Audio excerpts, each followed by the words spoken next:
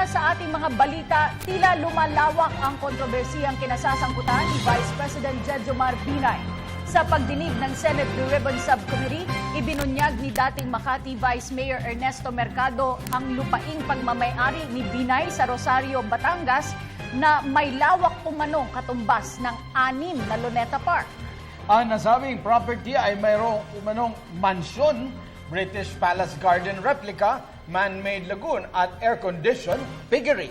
Mas malaki ito sa lupaing pagmamayari ni PNP Chief Alan Purisima na may sukat na mahigit 4.5 hektarya lamang. Kinatigan naman ni Senador Antonio Trillanes ang mga pahayag ni Mercado dahil minsan na siyang naimbitahan ng mga Pinay sa nasabing lugar. Samantala muling nagpalabas ng imbitasyon ng Senate Blue Ribbon Subcommittee kay VP Binay para dumalo sa susunod na pagdinig ng nasabing komite. Si Sam Ramirez ang ating tagapagbalita. Muling idiniin ni dating Makati City Vice Mayor Ernesto Mercado si Vice President Jejomar Binay sa ika-8 pagdinig ng Senate Blue Ribbon Subcommittee. Sinabi ni Mercado na si VP Binay ang nagmamay-ari ng isang 350-hectare farm sa Rosario, Batangas. 6 na beses na mas malaki ang naturang farm kumpara sa Rizal Park. Sa mga aerial shots, ipinakita rin na may mansion at British Palace Garden replica, man-made lagoon at air-conditioned piggery ang nasabing property.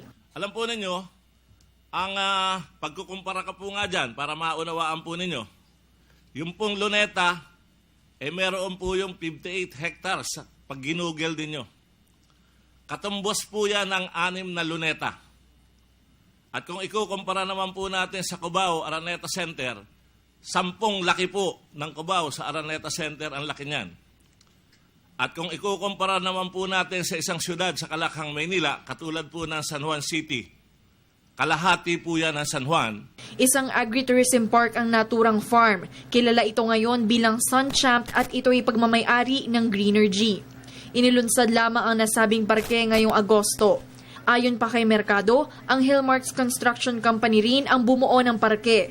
Matatanda ang Hillmarks rin ang gumawa ng umano'y overprice na Makati City Hall 2. Dagdag pa ni Mercado, napilitang i-overprice ng Hillmarks ang kanilang mga infrastructure project sa Makati City dahil sa mga utang ni Dr. Elenita Binay, asawa ni VP Binay. Alam po ninyo, ako ho ang senador kay Engineer Efren Canlas na may-ari po ng Hillmark. Hindi po siya makapagsalita. Umid po ang kanyang dila. Pero lahat ho nang nakikita niyo yung development niyan, si Engineer Canlas po ang gumawa. Ang problema lang ho, kaya awang-awa na ako kay Engineer Canlas. Kapag ho mga 30 million na ang koleksyon, may problema na si Engineer Morales at si Engineer Canlas. Pupunta na po sa akin yung dalawa. Sir, may problema po kami. Ano yun? 30 million na ho ang utang ni Doktora. Hindi naman ho nagbabayad. Pero tuloy po ang paggawa. Kaya nagkaganon ang sobrang overprice sa bawat building na ginagawa ni Hillmark sa Makati. Nauobliga ho na akapin ni Engineer Morales at ni Engineer Canlas na i-add on yung walang tigil na pagpapagawa ni Doktora Binay dyan sa lugar na yan. Noong 1990s, sinabi ni Mercado na naghahatid siya ng mga baboy at kickback sa nasabing property na noon ay 5 hectares pa lamang para sa JCB Farms na negosyo ng mag-asawang Binay. Ang JCB Farms ay nakarehistro sa Securities and Exchange Commission sa ilalim ng AgriFortuna Incorporated. Base sa SEC records, noong 2008, hindi na incorporators sila Binay para sa AgriFortuna. Ngunit makikita rin isa sa mga nakalistang incorporators dito ay si Jerry Limlingan na matagal nang nababanggit sa mga pagdinig ng komite. Siya kasi kinilala bilang loyal finance officer ni VP Binay at isa sa 3 individual na umano'y tumatanggap ng kickbacks para kay VP Binay noong siya'y alkalde pa lamang ng Makati City.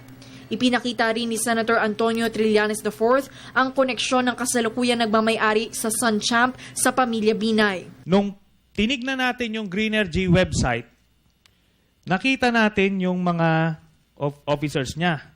Ang corporate secretary doon is si Martin Subido. Itong si Martin Subido ay law partner ni Congresswoman Binay, Abigail Binay. Senior partner siya ng Subido, Pahente, Certeza, Mendoza, and Binay Law Office. Kinastigo naman ni Attorney J.V. Bautista, Secretary General ng United Nationalist Alliance, si Mercado para sa kanyang mga pahayag.